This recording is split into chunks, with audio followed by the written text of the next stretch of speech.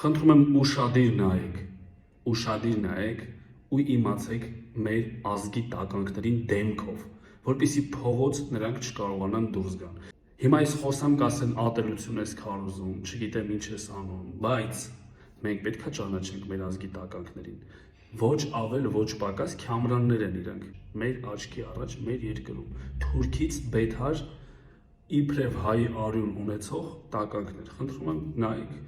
Այսօր բոլորը ձեզ շնորհավորում են, բայց ես ձեզ կասեմ ճշմարտությունը։ Ձեր վիճակը վատ է։ Դուք քաքի մեջ եք։ Դուք 10-12 տարի գնացել եք դպրոց եւ ձեր անհաջողակ դասատուները ձեր մեջ ներարկել են մի աշխարհայացք, որը կործանելու է ձեր կյանքը։ Կյանքի համար կարևոր հմտություններից ոչ մեկը դուք չունեք։ Այն, ինչ ձեզ սովորեցրել են դպրոցում, կամ սուտ է, կամ անիմաստ անկարևոր տեղեկություն է,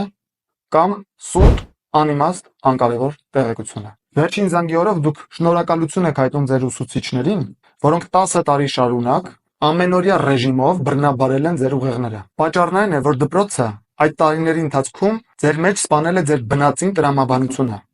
որը եթե դուք ունենայիք, գոնե ձեզ այդքան վնաս տվող դասատուներին Նայեմ ես դնքի, բեժ ռազմեր քյալ։ Ուզում ես ֆրազազես թող գնա քո լավի համար մտածի տղա ջան։ Ինչպիսի քարոզ է անում մեր աչքի առաջ օրը ցերեկով, ու մենք գրանցում ենք միայն Մերձավանի դեպքը։ Այն երեխաները, որ շատ վատ էին բայ ուսուցչու հանդեպ։ Հիմա տեսեք բացահայտ քարոզ է անում։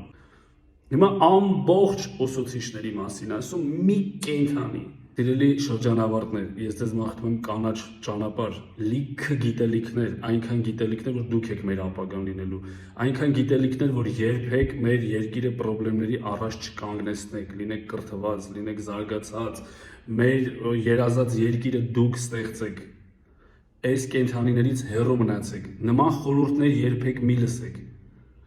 Չկա այտենց ազգ, որ խելոք մարդիկ կարան իրենց կրտսեր սերունդին խորհուրդ տան, որ իրանք չսովորեն,